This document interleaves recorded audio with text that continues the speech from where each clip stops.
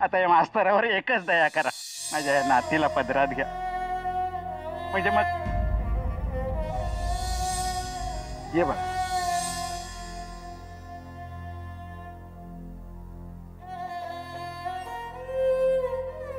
काय नाव तुझं? चित्रलेखा. छान. आपल्याला अचानक सोडून नाही गेले.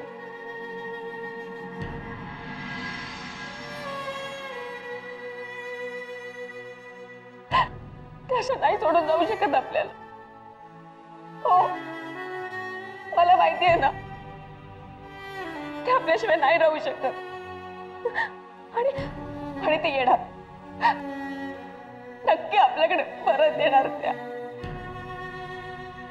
नक्की येणार. तसं झालं तर फार बरं होईल. पण या वाड्याच्या मातीतच बेईमानी जन्माला आली, त्याला कोण काय करणार? या व्यंक्यासारखे घर बुडवे जन्माला आले तेव्हापासूनच वाड्याचा राज सुरू झाला. त्यात ती तमाशातली सटवी बरोबर घेऊन आला. तरी मी विचार करतच होते, ही अवदसा सारखी वाड्यावर का फेऱ्या घालते?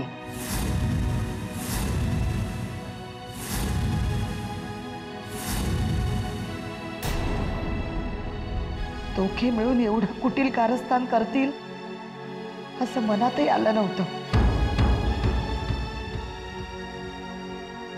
हे सगळं त्या दोघांनी केलंय.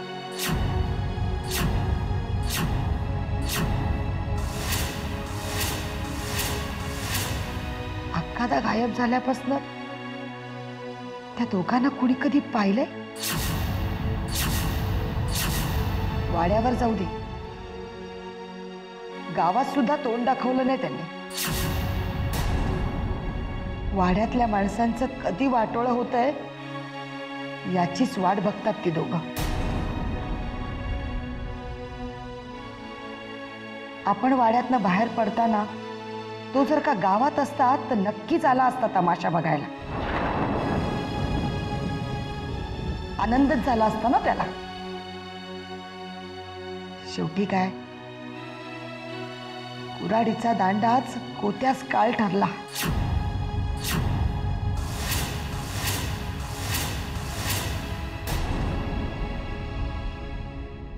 का कोणास ठाऊक, पण मला राहून राहून असं वाटते म्हणजे अक्का तर आपल्याला असं सोडून नाही जाऊ शकत. सज्जन गेलाय अक्कादांना शोधायला. तो जरी आला असता तर काहीतरी उलगडा झाला असता. देवा, या विधवेच्या हाकेला धावू नये आणि अक्का त्यांच्या पाठीशी उभा राहा बाबा.